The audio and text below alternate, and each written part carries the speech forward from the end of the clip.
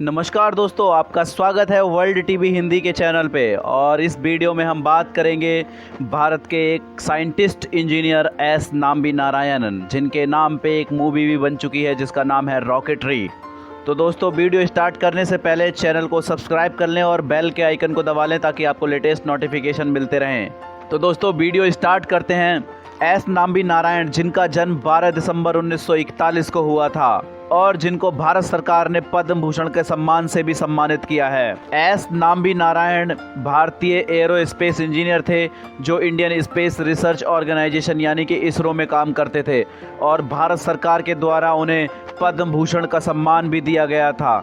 ये सम्मान तीसरे नंबर का सबसे बड़ा सम्मान होता है। इसे भारत सरकार ने 2019 में उनको दिया। इंडियन रॉकेट साइंस में क्रायोजेनिक इंजन के लिए सबसे बड़ा योगदान एस नाम्बी नारायण का है। इन्होंने एक ऐसी टीम को लीड किया था जिसने PSLV के इंजन को डेवलप किया था, जिस इंजन का नाम विकास इंजन था। दोस्तों, इस वैज्ञानिक इंजीनियर की जिंदगी में बहुत बड़े उतार चढ़ाव आए। 1994 में उन पर जासूसी का आरोप लगा और उनको गिरफ्तार कर लिया गया। हालांकि ये चार्ज CBI ने 1996 में खारिज कर दिए। सुप्रीम कोर्ट ऑफ इंडिया ने उन्हें बाइज्जत बरी कर दिया। तो चलिए दोस्तों, एस नाम्बी नारायण की जीवन के बारे में कुछ चीज़ें जान लेते हैं।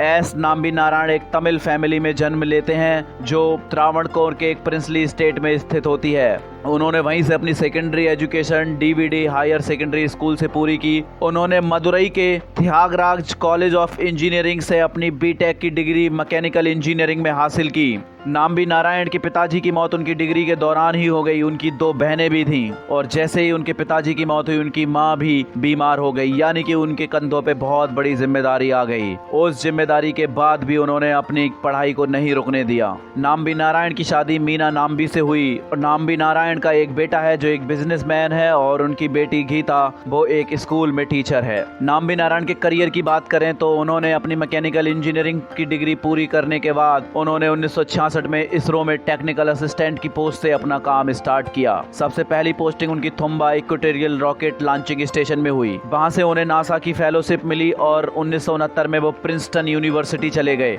प्रिंसटन यूनिवर्सिटी में उन्होंने अपनी मास्टर की डिग्री केमिकल रॉकेट प्रोपल्सन में हासिल की और जब वो भारत वापस लौटे तो उनके पास लिक्विड प्रोपल्सन में एक बहुत बड़ी एक्सपर्टीज थी जो भारत के रॉकेट प्रोग्राम के लिए एक संजीवनी बूटी की तरह साबित हुई। इसरो तब तक जो सॉलिड प्रोपेलेंट्स इस्तेमाल करता था, अब उनकी जगह लिक्विड प्रोपल्सन ने ले ली। दोस्तों, जो इसके बारे में नहीं जानते, मैं उनको बताना चाहूंगा कि सॉलिड प्रोपेलेंस ऐसा ईंधन होता है जो ठोस अवस्था में प्रयोग किया जाता है, जबकि लिक्विड प्रोपल्सन एक ऐसा ईंधन होता है जो द्रवीय अवस्था में प्रयोग किया जाता है और जिससे बहुत ज्यादा एनर्जी रॉकेट को मिल जाती है, यानी कि कम जगह घेरते हुए ज्यादा एनर्जी प्रोवाइड कर सकता है। जब 1974 में फ्रांस ने विकिंग इंजीनियरिंग टेक्नोलॉजी इंडिया को दी तो इस टेक्नोलॉजी के लिए जो टीम बनी थी उसको लीड किया था नाम्बी नारायण ने, जिसमें 40 इंजीनियर काम करते थे। इस टीम ने विकास इंजन को डेवलप किया जिसका 1985 में सक्सेसफुल परीक्षण हुआ। इसरो की इंटरनल रिपोर्ट में यह बताया गया कि नारायण के पास एक एक्सेप्शनल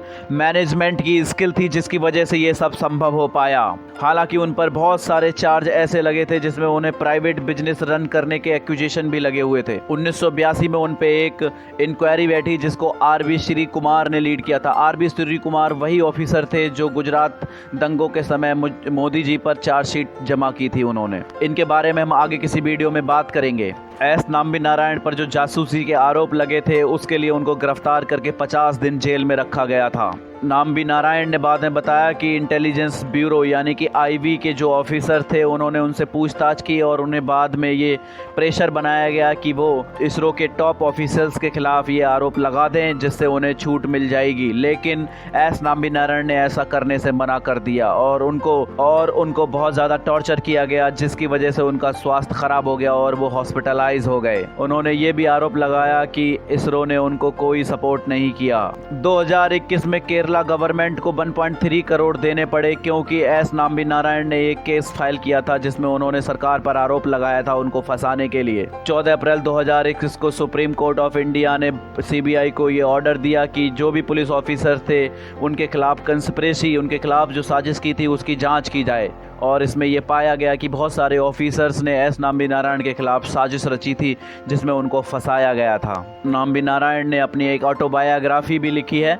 उस ऑटोबायोग्राफी की लिंक मैं डिस्क्रिप्शन में डाल दूंगा, आप चाहें तो उसे पढ़ सकते हैं। उसके बाद एक और बुक लिखी उन्होंने, Ready to Fire, How India and I Survived the ISRO Spy Case. ये ब्लूमबरी प्रकाशन के द्वारा प्रकाशित की गई है। उनके ऊपर बनी हुई फिल्मों की बात करें तो अक्टूबर 2018 में एक फिल्म उनके ऊपर बनाई गई थी जिसका नाम था रॉकेटरी द नाम्बी इफेक्ट, जो लॉन्च हुई 1 जुलाई 2022 को। तो दोस्तों, आपने देखा कि एक महान साइंटिस्ट इंजीनियर जिस पर जासूसी का केस लगा, कितने ज्यादा उनकी जिंदगी में उतार चढ़ाव आए, उसके बाद भी उन्होंने कभी हिम्मत नहीं हारी। आखिर में उनका सच सबके सामने आ गया। तो इससे हमें ये सीख मिलती है कि जिंदगी में हमें कभी भी हार नहीं माननी चाहिए, चाहे हालात हमारे खिलाफ कितने भी क्यों ना हो। सारी दुनिया ही हम पे डाउट करे, सारी दुनिया ही हम पे शक करे, हम पे भरोसा ना करे, लेकिन हमें अपने रास्ते से नहीं भटकना चाहिए। तो एस नाम्बी नारायण का नाम हमेशा लिया जाएगा कि उन्होंने भारत के रॉकेट अनुसंधान क्षेत्र में जो काम किया, उसके अलावा उन पर इतने घिनौने इल्जामात लगे, इतने ज़्यादा योगदान के बाद भी उनको ये सब देखना पड़ा। हालांकि भारत सरकार ने उनके योगदान को स्वीकार करते हुए उनको पद्म भूषण से सम्मानित किया है और उनके ऊपर बनी हुई फिल्म हाल ही में बहुत ज़्यादा चर्चा में है दोस्तों। तो आप क्या सोचते हैं एस नाम्बी नारायण के बारे में? नीचे कमेंट सेक्शन में कमेंट करके हमें ज़रूर बता सकते हैं। वीडियो को शेयर कर दें ताकि ज़्यादा से ज़्यादा लोगों तक ये जानकारी पहुँचे, और चैनल को सब्सक्राइब कर दें ताकि आपको लेटेस्ट नोटिफिकेशन मिलती रहे। बहुत बहुत धन्यवाद दोस्तों।